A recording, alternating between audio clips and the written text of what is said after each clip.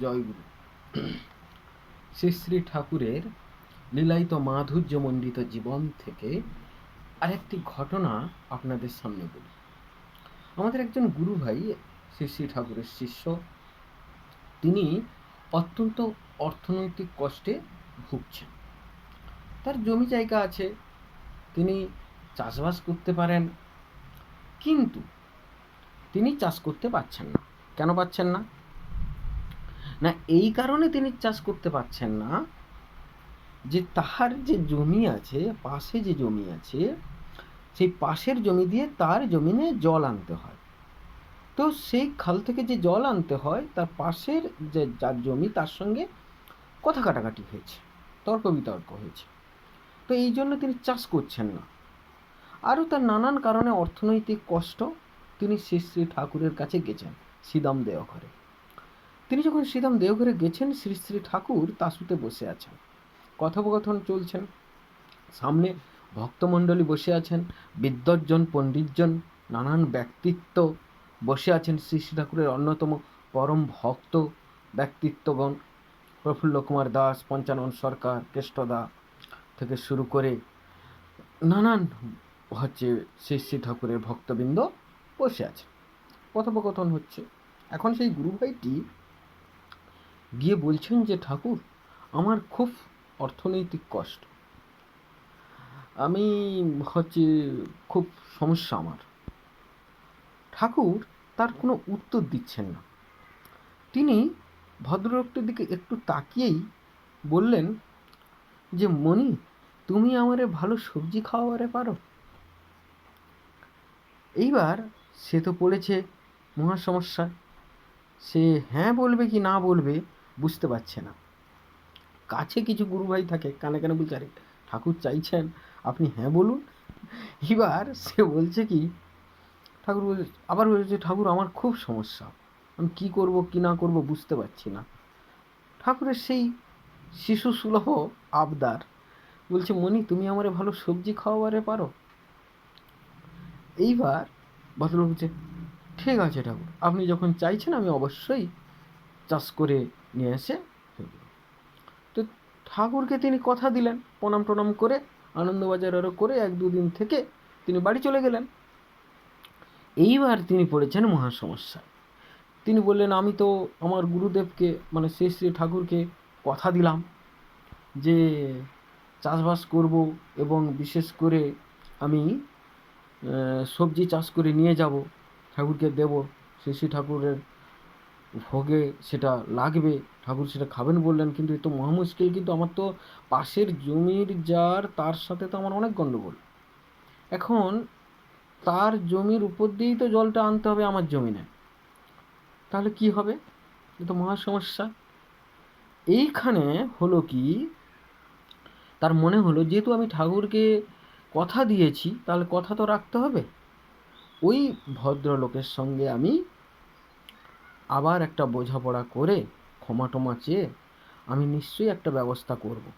এই বলে তার যদিও ভেতরে ইচ্ছা নেই, কিন্তু যেহেতু ঠাকুরকে বলেছেন, এই ভালোবাসার টান কর্মে আনে সফলতা, জীবনে উত্থান, ঠাকুর বলছেন তার বাণী গ্রন্থে। এই ভালোবাসলে পরে ইষ্টকে কি হয়, তিনি কি করলেন, ওই ভদ্রলোকের কাছে গেলেন। যাওয়ার পরেই তিনি একেবারে পায়ে হাতে পড়লেন, বলছেন যে, আমাকে ক্ষমা করুন, অমন আচরণ করা বা কথা বলা ঠিক হয়নি। আমি আমার গুরুগৃহে গিয়েছিলাম, তো শ্রী শ্রী ঠাকুরকে আমি কথা দিয়েছি সবজি চাষ করব এবং ঠাকুরের জন্য নিয়ে যাব। তো আপনি যদি দয়া করে আপনার জমিনের উপর দিয়ে জলটা নিয়ে আসতে দেন, আমার জমিনে জলটা আসতে দেন, তাহলে খুব ভালো হয়। কি হয়, যখন মানুষ ক্ষমা স্বীকার করে, যখন মানুষ দেখবেন আচরণ বদলে যায়, তখন দেখবেন সে মানুষটাও ভাবছে, ঠিক আছে, কতদিন আর রাগ পোষা যায়, কতদিন আর খারাপ ব্যবহার করা যায়। তোমার গুরুকে যেহেতু তুমি কথা দিয়েছো, ঠিক আছে, তুমি আমার জমিনের উপর দিয়ে এক সাইড দিয়ে তুমি জলটাকে নিয়ে যাও, তোমার জমিনে দিয়ে চাষ করো। তাহলে দীর্ঘদিন সে চাষ করতে পারছিল না, এখন সে চাষ করেছে, ভালো সবজি হয়েছে, তো ঠাকুরের কাছে নিয়ে গেছে আনন্দে। এবং ঠাকুর তাকে বললেন যে তুমি এই সবজিগুলোকে কি করো না, তোমার যা প্রয়োজন খাদ্য সামগ্রী যতটুকু লাগবে অতটুকু নিয়ে বাকি সবজি তুমি বিক্রি করে দাও। তুমি যে টাকা পাবে ওই টাকা দিয়ে তুমি ব্যবসা করো এবং তুমি প্রতি বছর চাষ করবে এবং তাতে তোমার অর্থনৈতিক যে কষ্ট সেটা কিন্তু তোমার আর থাকবে না। এখন ঘটনাটা কোনো অলৌকিক নেই, কোনো আশ্চর্যজনক কিছু ঘটনা না, কিন্তু এটা কত বড় একটা শিক্ষণীয় ঘটনা। কেন বললাম না, ওই ভদ্রলোক যদি গুরু গ্রহণ না করতো তাহলে ওই পাশের ব্যক্তির সঙ্গে এমনও হতো যে গণ্ডগোলটা কোনোভাবে সমাধান করা যেত না। তিনি কোনো মতেই জল নিয়ে আসতে দিতেন না, চাষও হতো না, খুব বিপর্যয়ের মধ্যে পড়েছিল। কিন্তু শুধুমাত্র ঠাকুরকে ভালোবেসে তার ইচ্ছা পূরণ করবে বলে তখন সে কিন্তু স্বাভাবিকভাবে পরিবেশ পরিস্থিতিকে নিয়ন্ত্রণ করতে চেষ্টা করল।